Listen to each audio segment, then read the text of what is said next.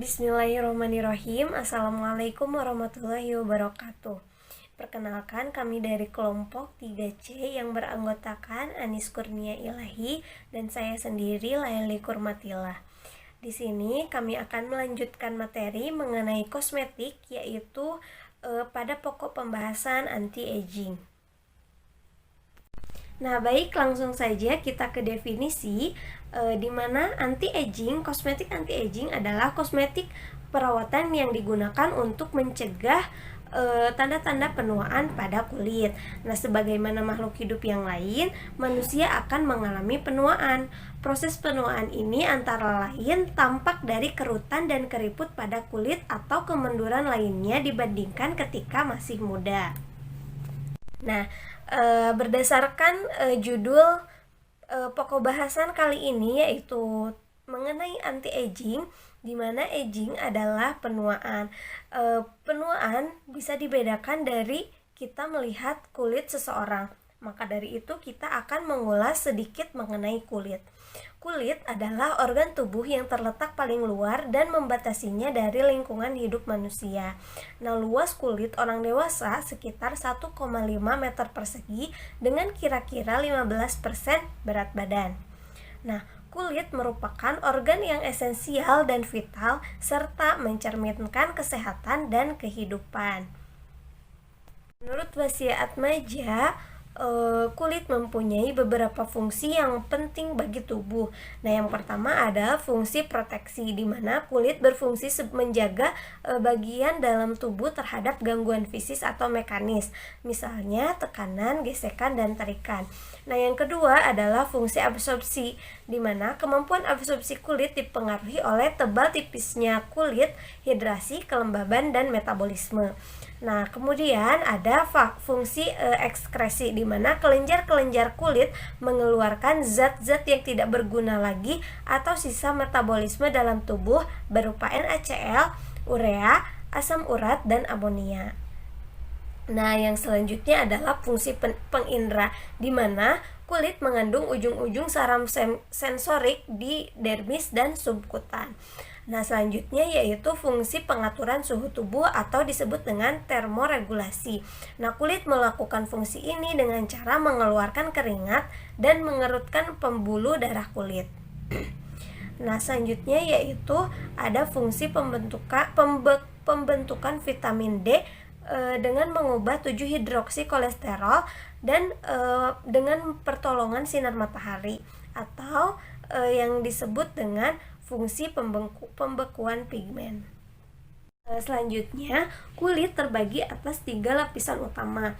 Nah, yang pertama ada lapisan epidermis, di mana lapisan epidermis ini terdiri dari stratum corneum atau disebut dengan lapisan tanduk, kemudian stratum lacidum atau lapisan jernih, kemudian stratum granulosum atau lapisan berbutir-butir, kemudian stratum spinosum atau lapisan malpighi, dan terakhir ada stratum germinativum atau lapisan basal.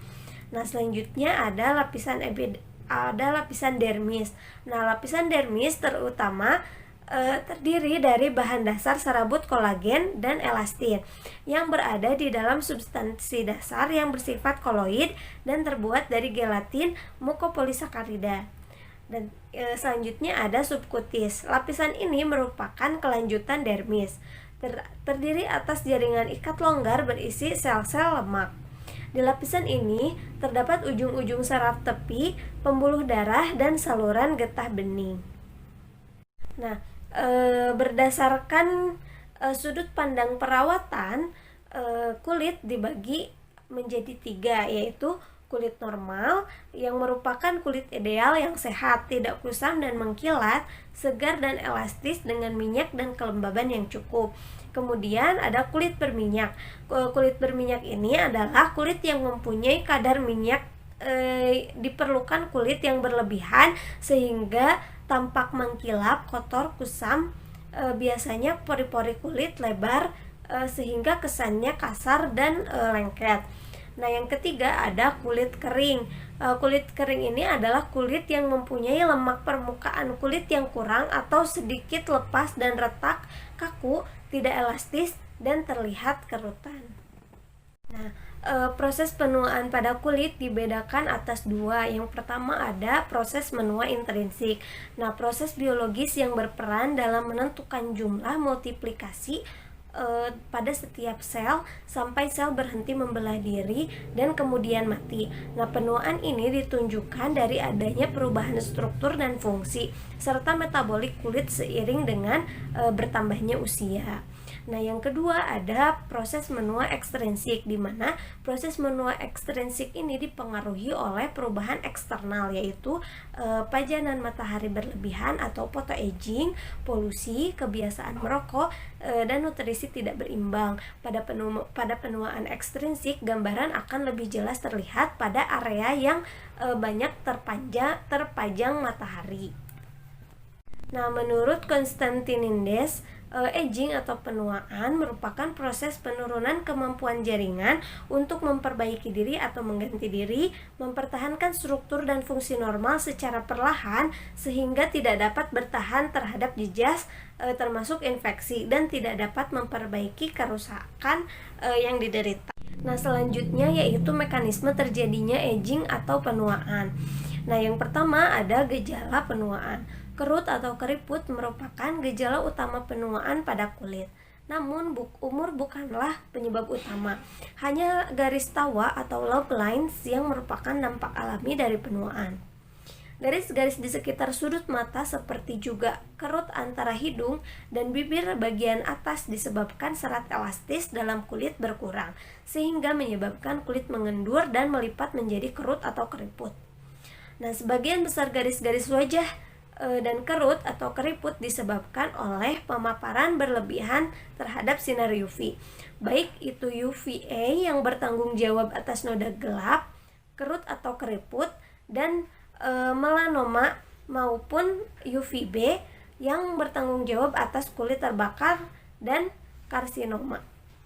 Nah, selanjutnya yaitu terjadinya kerut atau keriput. Nah, berkurangnya ketebalan dermis sebanyak 20% pada orang tua berkaitan dengan hilangnya serat elastin dan kolagen. Kolagen dan elastin adalah komponen utama lapisan dermis. Hilangnya serat-serat ini berdampak buruk terhadap kelembaban dan ketegangan kulit sehingga menimbulkan kerut dan keriput.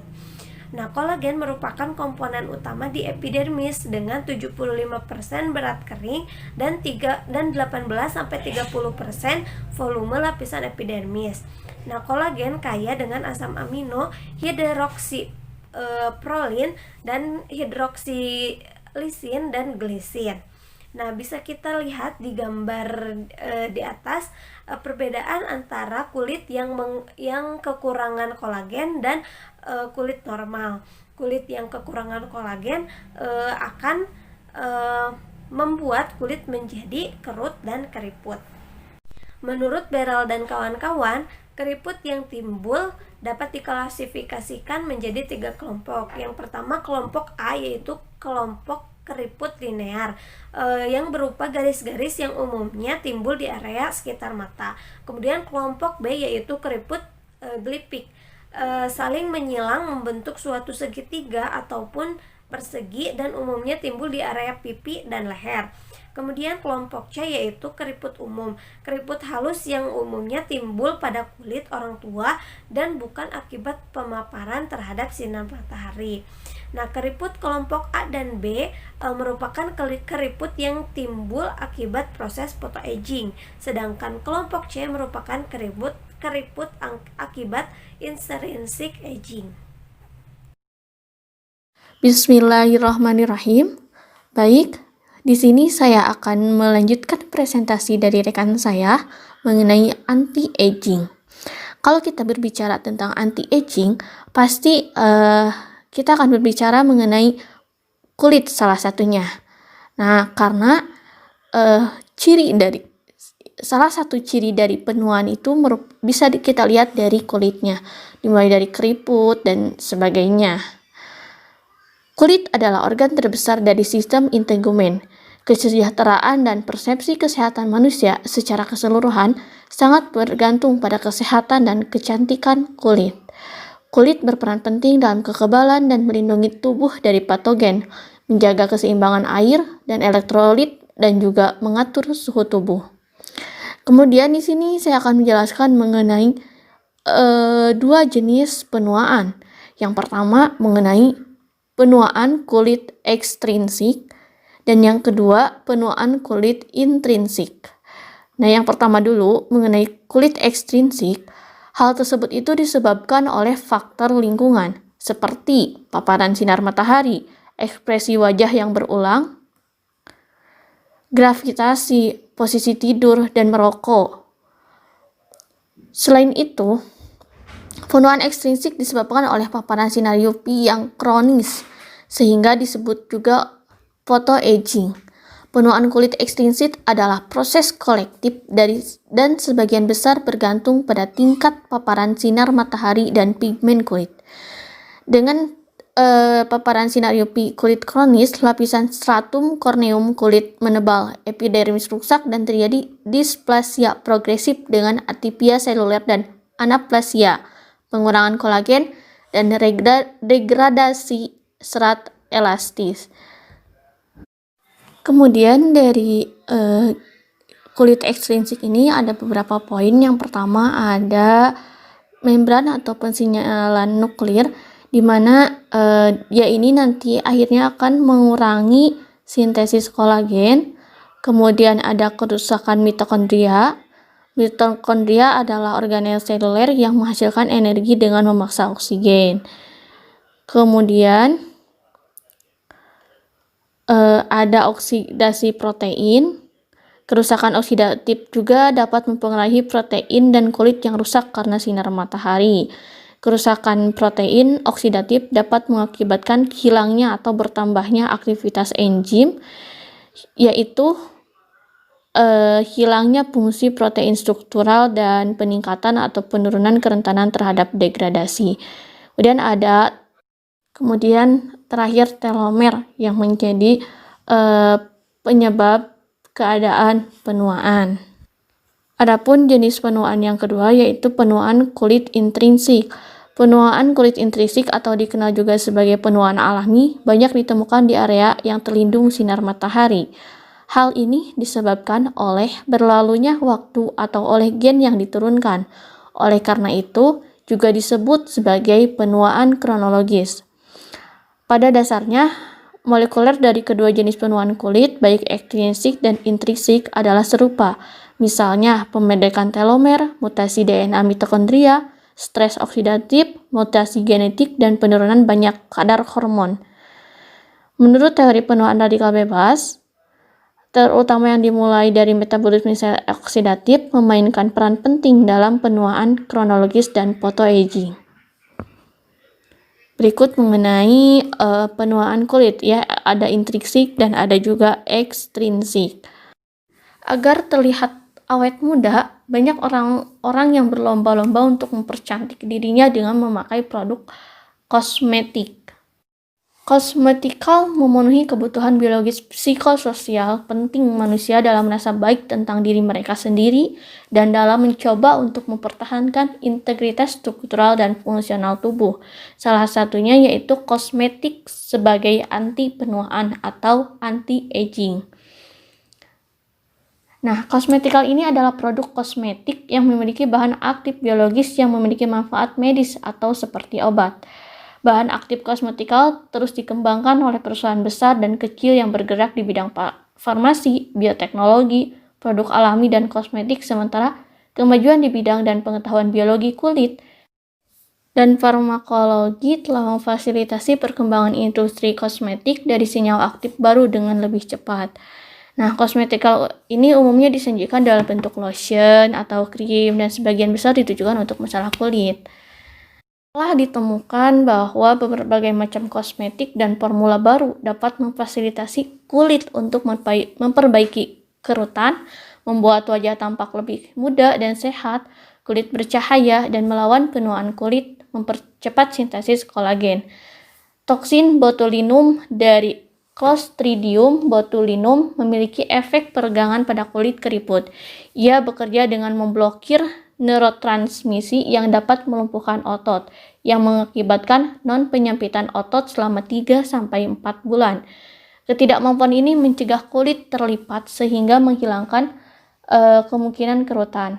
Namun, resiko utama penggunaan toksin botulinum pada kulit adalah reaksi alergi, kelemahan otot, penglihatan ganda, suara serak, penglihatan kabur, kantuk, sakit kepala, dan juga keluhan-keluhan lain. Untuk menghindari efek atau resiko yang ditimbulkan ketika kita menggunakan produk kosmetik, maka orang-orang sekarang lebih memilih untuk menggunakan kosmetik yang terbuat dari bahan alam atau mengandung ekstrak bahan alam. Hal tersebut itu dilakukan karena untuk menghindari efek samping yang ditimbulkan, kemudian kayak membangun stigma ramah lingkungan seperti itu, kemudian dan menganggap bahwa produk kosmetik dari bahan alam itu dia lebih aman gitu, karena mengingat bahwa pada zaman dahulu juga banyak orang-orang yang menggunakan untuk merawat kulitnya itu dia menggunakan bahan-bahan alam yang tersedia, meskipun tidak semodern sekarang yang dikemas, yang diproduksi dengan sangat bagus gitu ya, dengan sangat menarik seperti itu. Kemudian ada juga kayak pemikiran bahwa kosmetik dari bahan alam ini dia lebih alami gitu, jadi kayak ke kitanya itu lebih tertarik.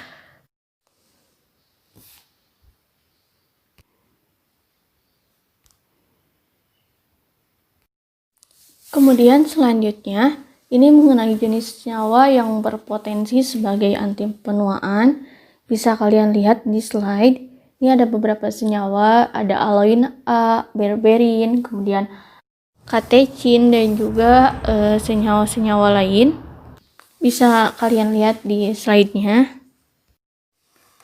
Ini juga sama, masih senyawa-senyawa yang dia memiliki potensi sebagai anti penuaan. Di sini ada diosgenin, kemudian ada antosianin, ada magnolol, kemudian ada ginsenoside, dan juga senyawa-senyawa lainnya. Nah, senyawa-senyawa ini bisa kita temukan dari bahan-bahan yang tersedia di alam seperti itu. Berikut adalah beberapa senyawa dengan aktivitasnya sebagai anti-aging yang diambil dari jurnal dengan judul Current Perspective in the Discovery of Anti-Aging Agents from Natural Products. Nah, yang ditulis oleh Ai Junding, San Qingzeng, dan lain-lain. Ini ada beberapa senyawa. Di slide berikutnya juga sama. Dia senyawa dan juga aktivitasnya sebagai anti-aging, juga mekanismenya. Kalau misalnya gambarnya kurang jelas atau sedikit blur, nanti saya kirimkan jurnalnya, jurnal acuan mengenai tabel yang saya tampilkan di slide ini. Ini juga sama, merupakan beberapa senyawa yang serta penjelasannya, perannya, aktivitasnya sebagai anti-aging, juga mekanismenya. Dan sebenarnya ini masih banyak, tapi karena emang terbatas, jadi tidak saya tampilkan semuanya di sini, melainkan nanti akan saya kirimkan jurnal yang dijadikan sebagai acuan untuk tabel yang saya tampilkan di sini. Nah, untuk slide ini ada mekanisme fitokimia anti-aging atau anti penuaan. Di sini tadi ada senyawa, misalnya ada ini di UV protection, katexin yang gambar strukturnya tadi sudah saya tayangkan di slide sebelumnya. Kemudian ada senyawa-senyawa lainnya yang dia berfungsi sebagai UV protection, skin moisturizer, free radical scavengers, atau skin matrix protection. Nah, dimana nanti senyawa-senyawa ini dia akan berfungsi sebagai anti penuaan seperti itu. Nah, di sini ada beberapa jenis tanaman yang dia memiliki potensi sebagai anti penuaan. Yang pertama itu ada aloe vera. Kalian juga pasti tahu ya aloe vera seperti apa. Semua varietas lidah buaya adalah sumber utama glikosida antara quinone. Nah, konstituen aktif utama lidah buaya adalah aloin. Nah, jadi dalam peran dalam anti penuaannya itu, dalam pengobatan penuaan dan keriput, penyusun lidah buaya seperti aloin A dan B telah menunjukkan khasiatnya untuk menghambat aktivitas kolagenase, enzim yang menyebabkan degradasi serat kolagen.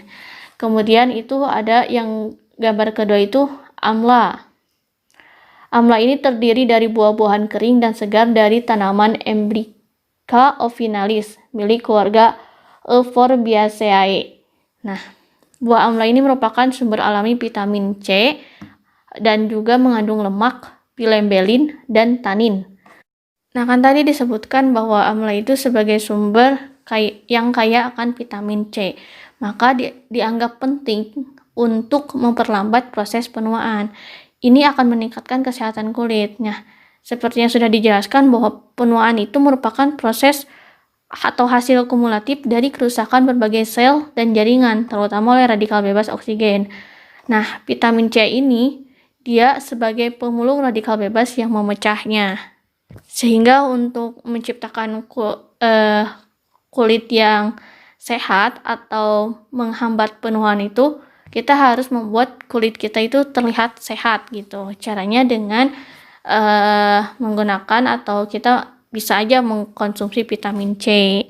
Kemudian gambar yang ketiga itu sudah pada tahu ya, itu adalah gambar kunyit. Kunyit terdiri dari rimpang kering dan segar dari tanaman Curcuma longa milik keluarga Zingiberaceae. Nah, kunyit itu mengandung zat warna kuning yang dikenal sebagai curcuminoid. Nah, komponen utama dari curcuminoid ini dikenal sebagai curcumin. Nah, jadi yang bertindak sebagai peran dalam anti penuaan ini yaitu konstituen utama kunyit. Tadi disebutkan kurkumin yang bertindak sebagai pemulung superoksida dan sebagai pemadam oksigen tunggal.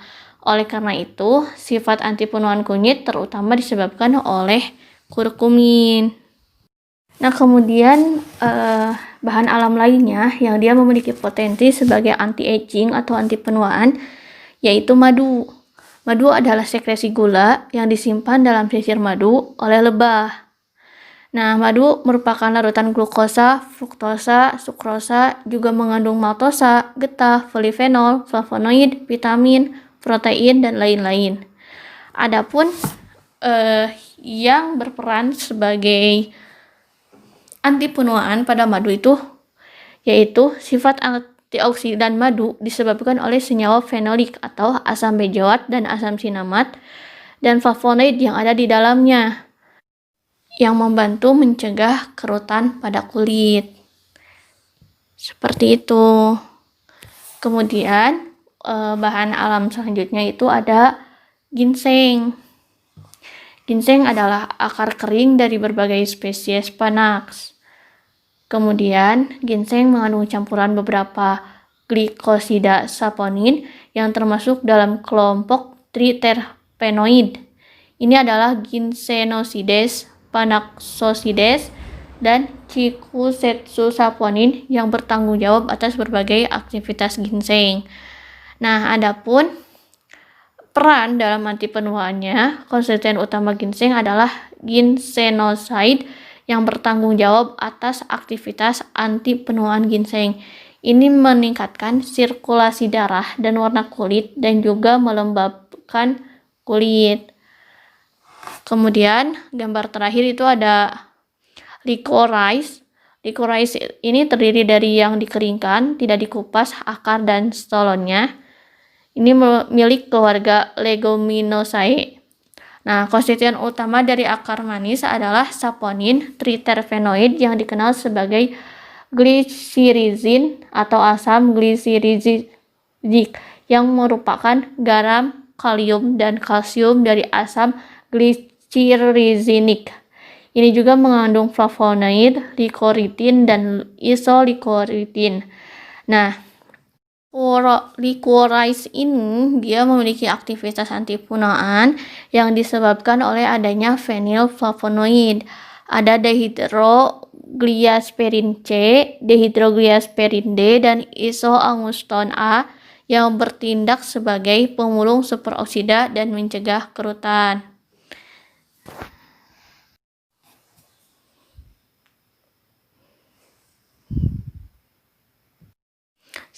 Ini merupakan tanaman-tanaman lain yang dia memiliki potensi sebagai anti penuaan. Nah, untuk gambar yang pertama itu ada gambar jatamansi.